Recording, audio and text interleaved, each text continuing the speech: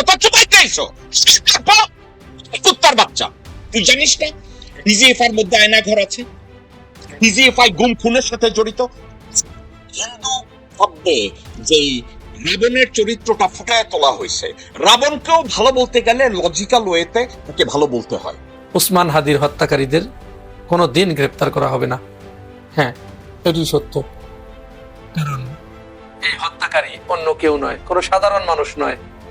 সাধারণ মানুষ হলে তাকে এতদিন গ্রেপ্তার করা হতো, কিন্তু হত্যাকারী এমন একজন ব্যক্তি, হত্যাকারীকে এমন একটি সংস্থা, এমন কিছু মানুষ তাকে ব্যবহার করেছে, যার কারণে কোনো দিন আর এই তদন্ত এবং এই আসামি গ্রেপ্তারের অগ্রগতি আলোর মুখ দেখবে না। ঠিক যেমনটি সাগর রুনিকে হত্যা করার পরে তৎকালীন স্বরাষ্ট্রমন্ত্রী সাহারা খাতুন তিনি বলেছিলেন 24 ঘন্টার ভিতরে সাগর রুনি হত্যাকারীদের গ্রেপ্তার করা হবে। যারা অ্যাক্টিভিজম করতেছে তাদের ফেসবুক আইডি একটার পর একটা খেয়ে দিচ্ছে, আবার কিছু কিছু কপিরাইট ভায়োলেশন, মানে খুব ফানি ফানি মেয়েটা যেটা করতেছে।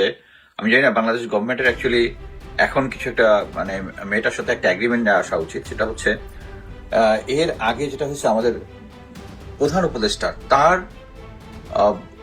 অ্যাকাউন্টের মধ্যে অ্যাটাক, চিন্তা করা যায়? তার অ্যাকাউন্টের মধ্যে অ্যাটাক, তার ছবি গায়েব করে দিচ্ছে, হাদি সম্বন্ধে ভিডিও দিয়েছে সেটা গায়েব করে দিয়েছে। মেটার যে ভারতীয় বংশোদ্ভূত যারা আছে তারা সবকিছুর এই নাটের গ্রুপ, এবং এই গ্রুপটা আগে কাজ করতে হচ্ছে আমাদের পলক আর এনটিএমসির জিয়া, খুনি জিয়া, যেটা তার সাথে একসাথে কাজ করতো। এই পার্টিরা এখন কাজ করতেছে হচ্ছে জেনারেল ওয়াকার আর গোয়েন্দা সংস্থাগুলোর সাথে। যেমন মেঘনাদ বধ কাব্যে মাইকেল মধুসূদন দত্ত তাকে রাবণকে একজন স্নেহময়ী বাবা হিসাবে দেখাইছে। ভালোবাসার চরম শিখরে নিয়ে রাবণকে আর ভালো একজন স্বামী হিসাবে ব্যাখ্যা করেছে। অর্থাৎ ভালো একটা জায়গায় নিয়ে তারপরে এই ব্যাখ্যাগুলো করতে হয়। কিন্তু বাংলাদেশের যে দালালগুলো অনলাইনে আছে, সাংবাদিকতায় আছে, এই বাচ্চারা তার ধারে কাছেও যাবে না, যুক্তির পাশে দাঁড়াবে না। এ ধরনের একটা বেশ্যা আছে, কথা শোনেন। তারা বাংলাদেশের ডিজিএফআই সব থেকে খারাপ, বাংলাদেশের এনএসআই সব থেকে খারাপ, বাংলাদেশ সেনাবাহিনী সব থেকে খারাপ। তাহলে খারাপ এটা সরি, তাহলে তোর ভালো কি? শালার বেটা না, তুমি খানকির পোলা। অস্বীকার করবা ডিজিএফআই ভালো কইবা তুমি? খানকির পোলা সাংবাদিকতা চুপাইতে এসো বাচ্চা। তুই জানিস না ডিজিএফআই মধ্যে আয়না ঘর আছে? ডিজিএফআই গুম খুনের সাথে জড়িত। তুই জানিস?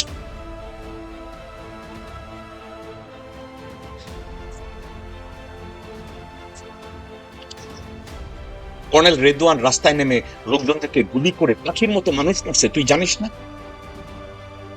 ওয়াকার বিডিআর পিলখানার সামনে ওইখানে দাঁড়ায়া মির্জাফরের ভূমিকা পালন করছে, তুই খানকির পোলা জানিস না? খানকির পোলা তুই সাংবাদিকতা মারাইতে আইছিস, আল জাজিরা মারাইতে আইছিস, সেউয়াপত তোরে গালি দিল আমার সময় নষ্ট। হারামজাদা দালালি মারাইতে আসছিস, হারামজাদা। ভালো রে ভালো বল, আমি তোর প্রশংসা করব, কুত্তার বাচ্চা। ভালোকে ভালো বল, খারাপকে খারাপ বল, আমি তোরে সাপোর্ট করব।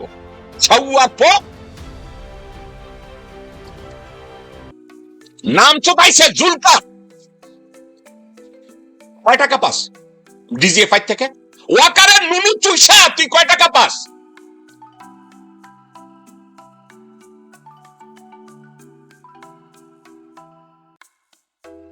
আমার জীবনে আমাদের বাংলাদেশের লোকজনদের কপাল খারাপ, সবকে আমরা গ্রহণ করব না। ও বলছে ডিজিএফআই ভালো। দর্শক শ্রোতা, এই খানকির পোলারে যদি জিজ্ঞাসা করেন বাংলাদেশের গুম খুন শুরু করছে কারা? ডিজিএফআই দিয়া। সুকরঞ্জন বালিরে ভারতে পাচার করছে কেনা? ডিজিএফআই, আর্মির লোকজনরা। রিদওয়ান রে দিয়া লোকজন পাখির মতো গুলি করে মারছে, কুত্তার বাচ্চা, তুই জানিস না? সুরেন্দ্রনাথ সিনহা জেনারেল আকবর ওখানে যে পিস্তল দিয়ে গুলি করে রেলাই খায় না? ডিজিএফআই দোতলায় ওখানে ঢুকায় না, ডিজিএফআই লোকজনরা আয়না ঘরের মধ্যে বোম সেট করে নেয় ডক্টর মোহাম্মদ ইউনূসের জন্য। খানকির ফলে কয় কি, এই শুয়ারের বাচ্চা কয় কি, গে তুতমারানি। দর্শক শ্রোতা, কথা, আমি জেকব মিল্টন, আমার স্ট্যান্ড একটা জায়গায়। আমি সাদাকে সাদা বলতে অভ্যস্ত, কালোকে কালো বলতে অভ্যস্ত। আমি সত্যের পক্ষে অবস্থান নেব, even when I would know that there's the last breath that I would be able to take. শেষ নিঃশ্বাস নেওয়ার পর্যন্ত আমি সত্যকে ধারণ করব, কারোর স্বার্থে আমি কোথাও গিয়ে মাথা নাড়াবো না।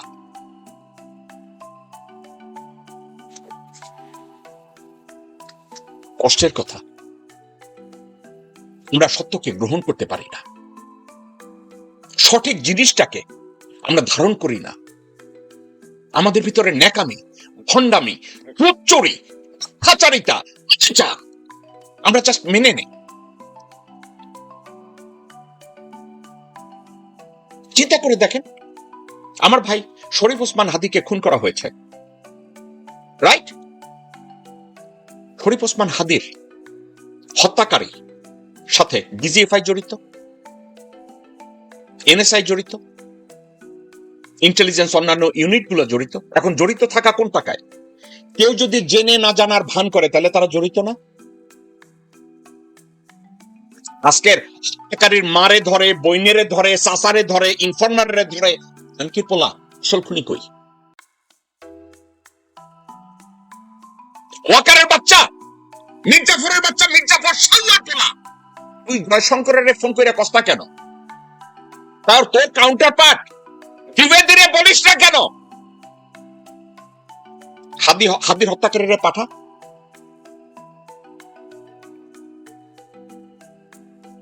জুলকার চোদাইছে, এই জুলকারের এটা কষ্ট না কেন? ওখানে বলা হোক হাদির হত্যাকারীকে পাঠানো হোক।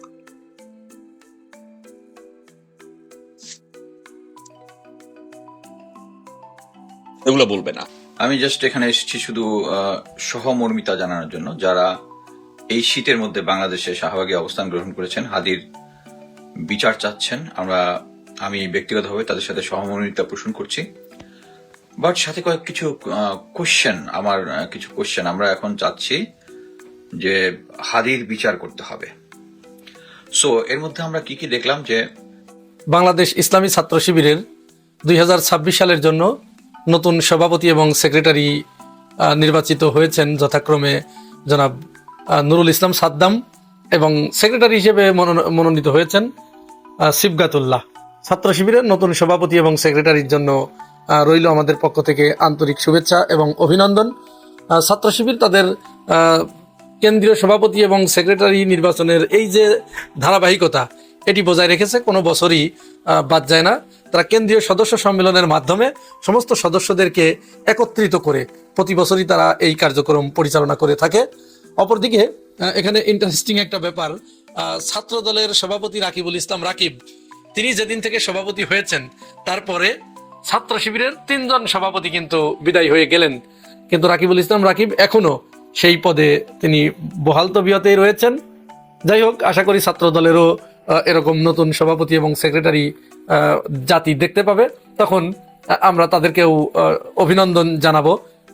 এবারে দ্বিতীয় আরেকটি বিষয় যেটি আসবো সেটি হচ্ছে, আপনারা জানেন ওসমান হাদির হত্যাকারীদের বিচারের দাবিতে শাহবাগে শহীদ হাদি চত্বরে আজ দুপুর থেকে শুরু হয়েছে অবস্থান কর্মসূচি।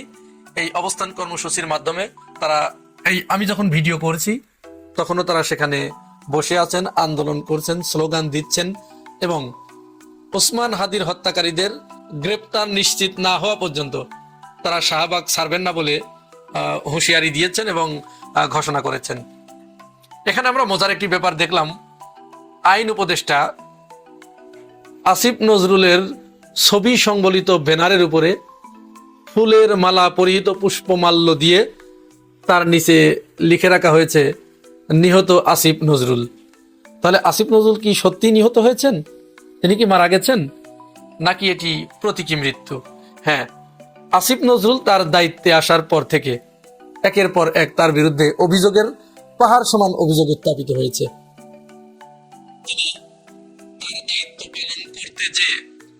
অনেকেই এরকম বলার চেষ্টা করছে যে জুলাই গণ অভ্যুত্থানকারীদের সাথে এবং জুলাই বিপ্লবীদের সাথে তিনি গাদ্দারি করেছেন।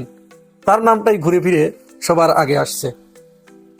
তার পদত্যাগ দাবি করছে, এরপরে স্বরাষ্ট্র উপদেষ্টার পদত্যাগ দাবি করেছেন, আর পররাষ্ট্র উপদেষ্টা জনাব তৌহিদ হোসেনের পদত্যাগ তারা দাবি করছে। আমরা জানি না ওসমান হাদির হত্যাকারীদের বিচারের দাবিতে, গ্রেপ্তারের দাবিতে ইনকিলাব মঞ্চ তাদেরকে আর কতদিন এভাবে রাস্তায় রাস্তায় বা রাস্তা অবরোধ করে বসে থাকতে হবে। তবে এখানে একটি বিষয় পরিষ্কার, ওসমান হাদির হত্যাকারীদের কোনো দিন গ্রেপ্তার করা হবে না। হ্যাঁ, এটি সত্য, কারণ এই হত্যাকারী অন্য কেউ নয়, কোনো সাধারণ মানুষ নয়।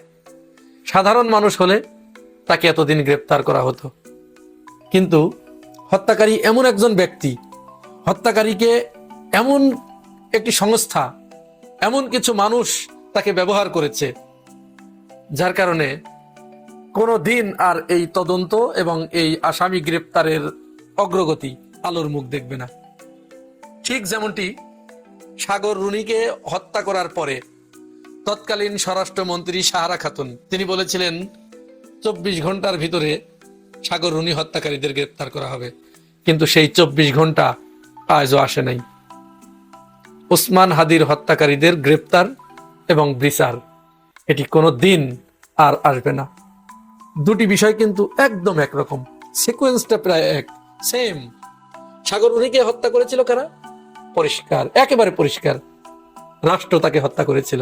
কারণ সাগর রুনির কাছে এমন কিছু তথ্য ছিল যে তথ্যগুলো যদি প্রকাশ হয়ে পড়তো তাহলে হয়তো শেখ হাসিনা 2024 সাল পর্যন্ত তার ক্ষমতা প্রলম্বিত করতে পারতেন না। তার আগেই তাকে পদত্যাগ করতে হতো বা তাকে পালিয়ে যেতে হতো। কিন্তু তার ক্ষমতা দীর্ঘায়িত করার জন্য সে সাগর এবং রুনিকে, স্বামী স্ত্রীকে, তার ছোট্ট সন্তান মেঘ, এখন সে বড় হয়ে গেছে, তার সামনেই তাকে হত্যা করে। যে হত্যার ক্লু আজ পর্যন্ত উদ্ধার করা সম্ভব হয়নি। হবে কি করে? যারা তদন্ত করবে তারাই যদি এই কাজটি করে থাকে তাহলে এটি তো কোনোদিন আলোর মুখ দেখার কথা নয়। ওসমান হাদির একই অবস্থা, এটি আর কোনোদিন এখন পর্যন্ত যাদেরকে গ্রেপ্তার করা হয়েছে আশপাশ থেকে, এখান থেকে ওখান থেকে একে ওকে গ্রেপ্তার করছে, কিন্তু মূল আসামি গ্রেপ্তার হচ্ছে না, হবেও না কোনোদিন, এবং এর ক্লু কোনোদিন আর উদ্ঘাটন হবে না। কোনোদিন এর মানে কি কারণে হত্যা করা হয়েছে, কারা হত্যা করেছে, এর সাথে কারা জড়িত ছিল উদ্ধার করা সম্ভব হবে না। কারণ অনেককে বলতে শুনছি, পরিষ্কার করে কেউ কেউ বলেছে যে এই হত্যাকাণ্ডের সাথে আইন মন্ত্রণালয় জড়িত আছে, এই হত্যাকাণ্ডের সাথে স্বরাষ্ট্র মন্ত্রণালয় জড়িত আছে, এই হত্যাকাণ্ডের সাথে পররাষ্ট্র মন্ত্রণালয় জড়িত আছে, এই হত্যাকাণ্ডের সাথে রাষ্ট্রের অত্যন্ত গুরুত্বপূর্ণ কয়েকটি গোয়েন্দা সংস্থা জড়িত আছে, এই হত্যাকাণ্ডের সাথে আইন শৃঙ্খলা রক্ষাকারী বাহিনীর একটা হাত আছে। মানে চতুর্দিক থেকে একত্রিত হয়ে এই ঘটনাটি ঘটানো হয়েছে। অপরদিকে দেখুন, আপনারা খুব আশ্চর্য হয়ে যাবেন, আমরা আসলে ভাবতে আমাদের গা শিউরে ওঠে। এই সমস্ত চিহ্নিত অপরাধীদের, হত্যাকারীদেরকে স্বরাষ্ট্র মন্ত্রণালয় এবং আইন মন্ত্রণালয় তারা গ্রেপ্তার করতে পারে না, কিন্তু জুলাই গণ অভ্যুত্থানের পক্ষের শক্তিদের হর হামেশা কিন্তু গ্রেপ্তার করছে। এবং জুলাইয়ের যে কণ্ঠস্বর, সেই কণ্ঠস্বর গুলো কিন্তু রোধ করে দেবার জন্য একের পর এক বিভিন্ন গণমাধ্যম বন্ধ করে দেয়া, ফেসবুক অ্যাকাউন্ট গুলো বন্ধ করে দেয়া, জুলাইয়ের পক্ষের যে কণ্ঠস্বর গুলো বন্ধ করে দিচ্ছে। সর্বশেষ সংযোজন, টঙ্গীর যে মেয়েটি আপনারা জানেন, এই যে মেয়েটির নাম তাহারিমা, সে জুলাই গণ অভ্যুত্থানের সময় যে ভূমিকা রেখেছে, তার প্রতিশোধ গত দুদিন আগে রাত্রে তার উপরে নেওয়া হয়েছে। ইতিপূর্বে বহুবার তাকে হুমকি দেওয়া হয়েছে, সে বারবার লাইভে এসে বলেছে আত্মহত্যা করার জন্য সে চেষ্টা করেছে।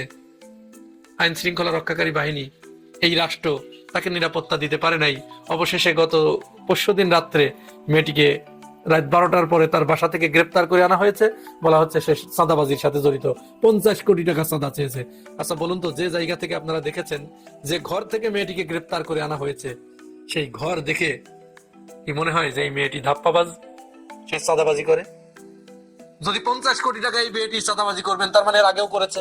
তো এত টাকা যদি এই মেয়ের থেকে থাকে, তাহলে 10,000 টাকার ভাড়া বাসায়, ওইরকম একটি বাসায় জীর্ণ একটি কুটিরে সে থাকে? আমরা বুঝতে পারছি না এই রাষ্ট্র কোন দিকে যাচ্ছে, কাদেরকে প্রমোট করতে চাচ্ছে। ঠিক যারা বাটপার, এই বাটপারদেরকে এই রাষ্ট্র প্রমোট করছে, আর যারা জুলাইয়ের কণ্ঠস্বর ছিল একের পর এক তাদের টুটি চেপে ধরছে। আমরা দেখেছি 5 আগস্টের পূর্ববর্তী সময়ে চ্যানেল 24 এর মালিক যে একে আজাদ, তিনি শেখ হাসিনার অনুষ্ঠানে গিয়ে বললেন, প্রথমত আমি শেখ হাসিনাকে চাই, দ্বিতীয়ত আমি শেখ হাসিনাকে চাই, শেষ পর্যন্ত আমি শেখ হাসিনাকে চাই। সেই লোকগুলো এখন সবচেয়ে বড় সুশীল হয়ে গেছে, তাদের নিরাপত্তার জন্য এই সরকার উঠে পড়ে লেগেছে। আর অপরদিকে জুলাইয়ের ভ্রূণ থেকে জন্ম নেয়া, জুলাইয়ের অন্যতম কণ্ঠ, অন্যতম উচ্চকিত কণ্ঠ বাংলা এডিশন, সেই বাংলা এডিশন তার এনওসি বাতিল করে দেওয়া হয়েছে। ঠিক কোন কারণে বাংলা এডিশনকে তার এনওসি বাতিল করা হয়েছে, এটি কিন্তু এই রাষ্ট্র বলে নাই। এই রাষ্ট্রের যারা বাটপার, যারা দীর্ঘদিন ধরে শেখ হাসিনাকে টিকিয়ে রাখার জন্য বাটপারি করেছে, ছেঁচড়ামি করেছে, হাসিনার পক্ষে বয়ান উৎপাদন করেছে, সেই বাটপারদের কথায় বাংলা এডিশনকে বন্ধ করে দেওয়া হচ্ছে। এটি অশনি সংকেত। আমরা এটি বুঝতে পারছি না সরকার কোন দিকে যাচ্ছে, কি করতে চাচ্ছে, সরকারের মতিগতিটা কি। বাংলা এডিশন বন্ধ করে দেবার কারণ আমরা বুঝি, কারণ সেখানে আইন উপদেষ্টা আসিফ নজরুলকে, তার বিরুদ্ধে এখানে রিপোর্ট করা হয়েছে। এই অন্তর্বর্তীকালীন সরকারের প্রধান উপদেষ্টা ডক্টর ইউনূসের বিরুদ্ধে সেখানে কথা বলা হয়েছে। সত্য এবং ন্যায়ের কথা বলতে গিয়ে তো এদের বিরুদ্ধে কথা বলতেই হবে। তাহলে আমরা কি ধরে নিব যে বাংলা এডিশনের এনওসি বাতিল করে আইন উপদেষ্টা তিনি প্রতিশোধ নিলেন ওই ইলিয়াস হুসাইনের উপরে? এটি কোনো মতো অবস্থায় আমরা মেনে নিতে পারি না। সেই সাথে জুলাই গণঅভ্যুত্থানের আগে যারা বাটপারি করেছে যে চ্যানেলগুলো, এই বাটপারগুলোকে গ্রেপ্তার করতে হবে এবং তাদের লাইসেন্স বাতিল করতে হবে। সুতরাং সরকারের প্রতি উদাত্ত আহ্বান জানাবো, বাংলাদেশের জনগণ জেগে ওঠার আগেই, আরেকবার তারা রাস্তায় নামার আগেই বাংলা এডিশনের এনওসি ফেরত দেওয়া হোক, জুলাই কন্যা তাহারিমাকে মুক্তি দেওয়া হোক এবং উসমান হাদির হত্যাকারীদের অতি দ্রুত গ্রেপ্তার করে, সেই রাষ্ট্রের ভিতরেই আছে, এই রাষ্ট্রের ভিতরেই সে লুকিয়ে আছে, এই সরকারের হাতের ভিতরেই আছে, তাকে গ্রেপ্তার করে আইন শৃঙ্খলা রক্ষাকারী বাহিনীর হাতে সোপর্দ করা হোক এবং জনসম্মুখে তাকে আনা হোক। না হলে জনগণ আবার দ্বিতীয়বারের মতো রাস্তায় নামতে বাধ্য হবে। যারা অ্যাক্টিভিজম করতেছে তাদের ফেসবুক আইডি একটার পর একটা খেয়ে দিচ্ছে, আবার কিছু কিছু কপিরাইট ভায়োলেশন, মানে খুব ফানি ফানি মেয়েটা যেটা করতেছে। আমি জানি না বাংলাদেশ গভর্নমেন্টের অ্যাকচুয়ালি এখন কিছু একটা, মানে মেয়েটার সাথে একটা এগ্রিমেন্ট নিয়ে আসা উচিত। সেটা হচ্ছে এর আগে যেটা হচ্ছে আমাদের প্রধান উপদেষ্টা, তার অ্যাকাউন্টের মধ্যে অ্যাটাক, চিন্তা করা যায়? তার অ্যাকাউন্টের মধ্যে অ্যাটাক, তার ছবি গায়েব করে দিচ্ছে, হাদি সম্বন্ধে ভিডিও দিয়েছে সেটা গায়েব করে দিয়েছে। মেটার যে ভারতীয় বংশোদ্ভূত যারা আছে তারা সবকিছুর এই নাটের গ্রুপ, এবং এই গ্রুপটা আগে কাজ করতে হচ্ছে আমাদের পলক আর এনটিএমসির জিয়া, খুনি জিয়া, যেটা তার সাথে একসাথে কাজ করতো। এই পার্টিরা এখন কাজ করতেছে হচ্ছে জেনারেল ওয়াকার আর গোয়েন্দা সংস্থাগুলোর সাথে। আপনি একটা জিনিস খুব করে দেখেন, যে সবাই অ্যাক্টিভিস্ট যারা আছে সবার উপরে করতেছে, কাদের কাদের উপরে আক্রমণ হচ্ছে না বলেন তো? ওই যে ওয়াকারের পদ বালক, ওদিকে নাজমুস সাকিব, আর কে কে আছে দেখবেন, যেগুলা হয়, মানে সরকারের তোষামোদী করতেছে সরকার, মানে বলতে হচ্ছে ওয়াকার সরকারের তোষামোদী, তাদের অ্যাকাউন্টে কোনো কিছু হচ্ছে না, সব হচ্ছে আমাদের এখানে। আমার নিজের পার্সোনাল লাইফ ভিডিওতে কপিরাইট স্ট্রাইক দিছে। বাট একটা জিনিস আপনারা বুঝবেন যে আমরা কি কাকে ধরতেছি? ফয়সাল হচ্ছে খুনি। ফয়সাল ট্রিগার টিপেছে, তাকে প্রশিক্ষণ দিয়েছে কে? আমরা দেখেছি মেজর সাদেক এবং তার ওয়াইফ, তারা মেজর সাদেক 198 দিন তার কার্যদেশ যে ইউনিট ছিল, ইউনিট থেকে অ্যাবসেন্ট হয়ে সে এতদিন ধরে সে আওয়ামী লীগকে ট্রেনিং দিয়েছে। এই ট্রেনিং এর ফসল হচ্ছে এটা। সো 198 দিন অ্যাবসেন্ট হয়ে, তো অ্যাবসেন্ট থেকে একটা মিলিটারি অফিসার, একটা সৈনিক 24 ঘন্টা অ্যাবসেন্ট থাকলে এটা ডেইলি রিপোর্টের মধ্যে ব্রিগেড হেডকোয়ার্টারে চলে যায়, মাসিক 1 সপ্তাহ হয়ে গেলে এটা মানে ডিভিশন হেডকোয়ার্টারে চলে যায়, ওখান থেকে সরাসরি আর্মি হেডকোয়ার্টারে চলে যায়। আর অফিসারেরটা হচ্ছে ইনস্ট্যান্ট, অফিসার একটা ইনস্ট্যান্ট মেজর সাদেক ট্রেনিং দিয়েছে এই এদেরকে গন্ডগোল পাকানোর জন্য। এখন গন্ডগোল পাকাচ্ছে আর আপনারা ধরে নিচ্ছেন হচ্ছে ফয়সাল হচ্ছে খুনি। খুনি হচ্ছে মেজর সাদেক আর তার বস জেনারেল ওয়াকার, হাদির খুনি, ফুল স্টপ। এরা এদেরকে প্রশিক্ষণ দিয়েছে। আর আমরা এখন চাচ্ছি হচ্ছে হাদির বিচার। বিচার কে করবে? এখন যে ভারতের যে অ্যাক্টিভিটিস আপনারা দেখতেছেন, যে মেটাতে তারা এমন ভাবে সিচুয়েশনটা করেছে যে হাতি একজন টেররিস্ট ছিল, ইসলামিক টেররিস্ট, এবং সেই অনুযায়ী এবং এ ব্যাপারে বাংলাদেশের কোনো কিছু কথাবার্তা নেই। আমি এখন পর্যন্ত সরকার নিজে এখানে অ্যাটাকের শিকার, বাট কথা হচ্ছে এইখানে আগে পলক যেটা সরকারের মাধ্যমে যেটা করতো, সেই সরকারটা হচ্ছে এখন হচ্ছে ইউনূস সরকার। ইউনূস সরকার তো এটা ইচ্ছা করলেই পারে, মেটার সাথে কথা বলতে পারে না যে এই সিচুয়েশনটা বাংলাদেশে হচ্ছে। আমি একটা জিনিস ভালো জিনিস দেখলাম, ওই যে ফ্যাক্ট চেকার কদরুদ্দিন শিশির সবার ইমেল অ্যাড্রেস যেখান থেকে যে সমস্ত জায়গা থেকে স্ট্রাইক দেওয়া হচ্ছে এটা নিয়েছে। আমি মনে করতেছি যে সে কোনো অ্যাক্টিভিটিস করতেছে, তাদের সাথে কন্ট্যাক্ট করতেছে। অনেকের সাথে কন্ট্যাক্ট আছে, যেমন জুলকারনাইন স্যারের সাথে ফেসবুকে মেটার একটা কানেকশন ছিল।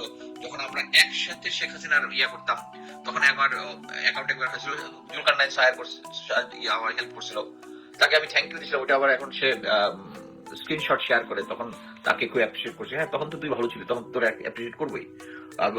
এবং শেখ হাসিনা পতনে তার অবদান আছে, এটা অস্বীকার করার কিছু নাই। বাট এখন Walker is sucking Simon's dick and you are sucking Walker's dick. These bloody Indian dogs. So এখন আলটিমেটলি হচ্ছে আমরা যতই বিচার চাই, আমাদেরকে দেখতে হবে ফয়সাল শুধু চিরাগটা টিকেছে, আর এদেরকে ট্রেনিং দিয়েছে মেজর সাদেক, আর মেজর সাদেককে স্পেয়ার করে দিয়েছে চিরাগ। এখন শুধু দেখবেন যে আমি একটা জিনিস বলি, গত 3-4 দিন আগে একটা তিন বাহিনীর প্রধান গিয়েছিল প্রফেসর ইউনূসের সাথে দেখা করতে। ওই দিন রাতের বেলা জেনারেল ওয়াকারের বাসায় একটা বিশাল মিটিং বসেছিল। ওই মিটিং এর মাধ্যমেই এই যে এখন আপনারা দেখতেছেন না, এখন আমাদের জাহাঙ্গীর স্যার থাকবে কি থাকবে না, তারপরে খোদাবক্স রিজাইন অর্ডার দিয়েছে, শুধু এইটুকুই হয়েছে। আমি যেটা শুনলাম, Jahangir sir is very sick, উনি অফিসেও যাচ্ছে না, কি করতেছে, উনি ডিটারমাইন যে উনি রিটায়ার করবে, মানে রিজাইন দিবে। এখন এই সিচুয়েশনটা একটা হজবরল একটা অবস্থা। এবং আমার কাছে যেটা মনে হচ্ছে যে ইন্টারিম গভর্নমেন্ট চাচ্ছে কোন রকমে একটা নির্বাচন করে বিএনপির কাছে ক্ষমতা দিয়ে চলে যাবে। আমরা কিন্তু এটা চাই না। বিএনপি ক্ষমতায় আসুক, কারো কোনো সমস্যা নাই, কিন্তু নির্বাচনটা সহি হইতে হবে। এইটাই আমরা এমন একটা সেনাবাহিনীর কাছে আমাদের প্রত্যাশা একটাই, যে যেভাবেই মানে ক্ষমতা নেওয়ার পরে করুক, কিন্তু 5 বছর পর পরে একটা নির্বাচন হবে, সহি নির্বাচন। এইটা সেনাবাহিনী ছাড়া কেউ এনশিওর করতে পারবে না। সো আমি ইন্টিমের মতো আমি বলবো না যে ইন্টিমের এখন যে অবস্থা, এবং আমি যেটা মনে করতেছি যে এখন যে হারে পাবলিক ডিমান্ড হচ্ছে জাস্টিসের জন্য, আমার মনে হয় যে আমরা দেখলাম ফয়সালের অ্যাকাউন্টে নাকি 127 কোটি টাকা চেক পাওয়া গেছে। কে দিছে এই সমস্ত ইনফরমেশন কিন্তু বেরোচ্ছে না। তখনই জনগণের মধ্যে সন্দেহটা দেখা দিচ্ছে। আমি মনে করি যে বিডিআর কমিশনের মতো যেন একটা কমিশন হয়েছিল, এই হাদির খুনি ধরার ব্যাপারে একটা উচ্চ পর্যায়ে কমিশন গঠন করা এখনই উচিত, যারা সমস্ত গোয়েন্দা সংস্থা পুলিশের কার্যক্রম ওভারসি করবে। কারণ ওই যে মানে এখন কি হয়েছে না হয়েছে আমরা সবাই বুঝতেছি যে গোয়েন্দা সংস্থার একটা অংশ আমাদেরকে বিভ্রান্ত করেছে যে সে আগেই ভারতে পালিয়ে গিয়েছে। পরে পুলিশ বের করলো যে না, আসলে তখনও ভারতে পালিয়ে যায়নি। আর জুলকারনাইন স্যার ওদিক দিয়ে বলে দিচ্ছে যে চলে গেছে। এরা সব হচ্ছে গোয়েন্দা সংস্থার পক্ষে কাজ করতেছে। গোয়েন্দা সংস্থা কাজ করতেছে, ওই ওখানে আপা বসে আছে, আপার ইয়াতে কাজ করতেছে। ওই যে 5টা জেনারেল পালাই গেছে না, ওই 5টা জেনারেল এখন ইন্ডিয়াতে অপারেশন অফরুম বানায় অফিস করে। যে আমরা লাস্ট মুহূর্তে দেখলাম না, মেজর জেনারেল কবির, আমার কোর্সমেট, সে পালায় গেল। কেন পালায় গেল? সে পালায় জানে, তাকে জেনারেল ওয়াকার পাঠাই দিচ্ছে। কারণ সে এই যে আইসিটি কমিশনের সে সাক্ষী দিয়েছে যে পুলিশের আইজি মামুন যেরকম তার আদেশে পুলিশ গুলি করেছে ছাত্র জনতার দিকে, কবির হচ্ছে সাক্ষী যে উনি, এবং এই সাক্ষ্য নামা ভিডিও এবং অডিও সবকিছু আছে আইসিটি অ্যাপে। এইটা যেই ওয়াকার জেনারেল ওয়াকার বুঝছে, জেনারেল ওয়াকার কবিরে পার করাই দিচ্ছে। কবির আমার সো আমরা যত ট্রাই করি, আমি মনে করি যে এই মুহূর্তে একটা কমিশন গঠন করা দরকার। আর জনগণ যেভাবে ফুসে উঠতেছে, সেই ফুসে উঠা আমাদেরকে থামানো যাবে না। আর এটার ফাইনাল একদম ক্লিয়ার কাট সলিউশন হচ্ছে সেম, আমি বারবার যেটা বলতেছি, জেনারেল ওয়াকারকে সরাই দিলে আলটিমেটলি সবকিছু ইয়া হয়ে যাবে। এখন যেটা হচ্ছে, সে একটা প্যারালাল গভর্নমেন্ট চালাচ্ছে, সরকারের পাশাপাশি একটা প্যারালাল গভর্নমেন্ট চালাচ্ছে। এবং প্রফেসর ইউনূস সরকার যে কতটা দুর্বল, আমি কয়েকদিন আগে শেয়ার করেছি যে আমার যে আমার যে রিটায়ারমেন্ট বেনিফিট, এটা জেনারেল ওয়াকার একটা চিঠি লেখা বন্ধ করে দিছে। এবং অ্যামেজিংলি একটা জিনিস হচ্ছে, আমি একটা মিলিটারি অফিসার, আমি গেজেটেড অফিসার, আমাকে যদি কোনো কারণে বেনিফিট বন্ধ করতে হয়, আমাকে চাকরিচ্যুত করতে হবে। চাকরিচ্যুত করার কোনো সুযোগ নাই। যদি কোনো ডিসিপ্লিনারি অ্যাকশন নিতে হয়, মিলিটারি না, গেজেটেড অফিসারদের জন্য একটা নিয়ম নীতি আছে, একটা কমিটি গঠন করতে হবে, তারা তদন্ত করবে, আমার কাছ থেকে আমাকে শোকজ করবে, আমার বক্তব্যটা শুনবে। আমাকে যদি না পায়, চিঠিটা আমার বাসায় চিঠি দিতে হবে, তারা কোনো চিঠি দেয় নাই, যদি না পায় তারা পত্রিকায় বিজ্ঞাপন দিবে যে তোমার এখানে শোকজ করা, তোমার নামে এই আছে, কোনো কিছু করা হয় নাই। তারা একটা চিঠি পাঠাইলো প্রফেসর ইউনূসে, আর প্রফেসর ইউনিভার্সিটির সম্মতি দিল। এবং আমি যে চিঠিটা সই করছি, সেটা যে শেয়ার করেছি, সেটা হচ্ছে মিনিস্ট্রি অফ ডিফেন্স থেকে একজন বলতেছে প্রফেসর ইউনিভার্সিটি এগ্রি করছে। প্রফেসর ইউনূস কিভাবে একটা উইদাউট, আমি পরে মিলিটারিতে কথা বলছি, বললো যে সেনাবাহিনী থেকে নাকি চিঠিটা গেছে যে আমি সেনাবাহিনীর ভাবমূর্তি পূর্ণ করছি। আরে বেটা, আমি 28 বছর চাকরি করে ক্লিন ভাবে, ইটস নট দ্যাট আমি ক্লিন রেকর্ড নিয়ে বের হচ্ছি। যদি একজনের এগেইনস্টে 1000টা ইয়া থাকে, সে যদি নর্মাল রিটায়ারমেন্ট করে, ইউ জাস্ট তাকে বন্ধ করতে পারবে, কোনো আইনে পারবে না। সো এটা জেনারেল ওয়াকারও ভালো মতো জানে। এটা হচ্ছে সেন্স অফ জাস্টিস তার মধ্যে নাই। সে মনে করে যে এখনো সেই হাসিনার আমলে যে আমার পাওয়ার আছে, সে ভালো মতো জানে আমার এটা আটকায় রাখতে পারবে না, কোনোভাবেই পারবে না। এটা আমি আদালতে ইয়া করলে, এখন যেহেতু আদালত তারা কন্ট্রোল করে হয়তো আটকায় রাখবে, বাট সবচেয়ে সবাই মনে করতেছে আমি একদম আমার টাকা পয়সা আটকায় দিছে। নাথিং। আমি অ্যাকচুয়ালি রিটায়ারমেন্ট করার পর থেকে আমার টাকাটা ওখানেই জমতেছে। আমার প্ল্যান হচ্ছে ফিউচারে ছেলেদের জন্য যখন বিয়ে দিব তখন ওই টাকা নিয়ে আসবো। বাট ওই টাকা আমি কোনো ইউজ করতেছি না, লাগতেছে। আমি ইনশাল্লাহ, আমি এবং আমার ওয়াইফ আলহামদুলিল্লাহ আমেরিকাতে আমরা ভালো ইনকাম করি, ওই টাকা আমার দরকার নাই। বাট হচ্ছে এটা হচ্ছে একটা ডিস্টার্ব করা। জেনারেল ওয়াকার যেটা করার চেষ্টা করতেছে, তার কোনো সেন্স অফ জাস্টিস নাই। সো এরকম একটা সেন্স অফ জাস্টিস যার নাই, মিলিটারির সেনাপ্রধান হয়ে গেছে সে, ওই যে জামাই কোটাতে, আওয়ামী লীগের জামাই। সো আমি যেটা মনে করি, এখন হাদির যে বিচার চাওয়াটা হচ্ছে এখন সবকিছুর কি ফ্যাক্টর। এই যে পার্টিটা আছে ভারতের, যে প্যারালাল গভর্নমেন্টটা সেনাপ্রধান চালাচ্ছে, ওইটাই ভেঙে যাবে হচ্ছে এই হাদির বিচার চাওয়াটা নিয়ে। এবং আমি অ্যাকচুয়ালি ভেবেছিলাম আজকে তারেক জিয়া যাবে হচ্ছে হাদির কবরে জিয়ারত করতে, যায় নাই, কালকে নাকি যাবে, লেটস সি। এবং উনি যদি হাদির বিচার না চায়, আমরা কিন্তু আওয়ামী লীগ নিষিদ্ধ করার সময় তাদেরকে দেখি নাই, হাদির ব্যাপারেও তাদেরকে লোকজনদেরকে দেখি নাই। এবং আমি এইটা যদি হয়, আমরা হয়তোবা ফিউচারে যে এই যে বিডিআর কমিশনার যে রিপোর্টটা হয়েছে, এটার ব্যাপারেও তারা, সেনাবাহিনীর লোকজন তার দিকে তাকায় আছে। কিন্তু সেনাবাহিনী তাদেরকে, এই জেনারেল ওয়াকার ওই ব্রিগেডিয়ার শামসকে পাঠিয়েছিল লন্ডনে, আমি বলছিলাম যে লন্ডনে পাঠিয়েছিল, তার সাথে তখন জুলকারনাইন স্যারের সাথে একটা কানেকশন করে দিয়েছিল ব্রিগেডিয়ার শামস, যে তারা বিএনপিকে পাওয়ারে নিয়ে যাবে। আমার মনে হয় না সেনাবাহিনী যারা গ্রাউন্ডে কাজ করে তারা ওই সিনিয়রিটি, আমরা চাই একটা সহি ইলেকশন। সেনাবাহিনী গ্রাসরুট লেভেলে যারা আছে তারা আমাদেরকে সহি ইলেকশন ইনশাল্লাহ দিবে। বাট কথা হচ্ছে, এই যে ভারতীয় হেজিমনিটা আমরা এখনো ভাঙতে পারতেছি না। ভারতীয় হেজিমনির এখন পিলার হচ্ছে এই হাদি, এবং হাদি জীবিত হাদি থেকে মৃত হাদি, শহীদ হাদি আমাদের থেকে আরো বেশি স্ট্রং। এবং এইটাই ভারত বুঝতে পেরেছে যে তারা যে হাদিকে মারিয়ে যে আমাদের ভিতরে একটা ভীতি সঞ্চার করতে যাচ্ছে, ভীতি সঞ্চার করতে তারা পারে নাই। সো আমরা এটার বিচার চাই। যদি তারেক জিয়া যদি এই বিচারের জন্য আমাদেরকে স্যাটিসফাইড না করতে পারে, বাংলাদেশের জনগণ এটা ছাড়বে না। এবং আমি মনে করি ফয়সল শুধু স্টিকারটা টিপেছে, এটার জন্য দায়ী মেজর সাদেক, জেনারেল ওয়াকার। আমরা এই আন্দোলনকে ইনশাল্লাহ, যদি হাদির ব্যাপারে কোনো বিচার আমরা না পাই, আমরা ওয়াকারের দিকে হাঁটা ধরবো ইনশাল্লাহ।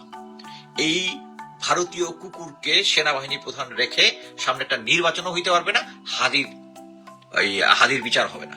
সেই সবকিছু প্রতিবন্ধকতা তৈরি করে রাখছে। ইনকালাব জিন্দাবাদ।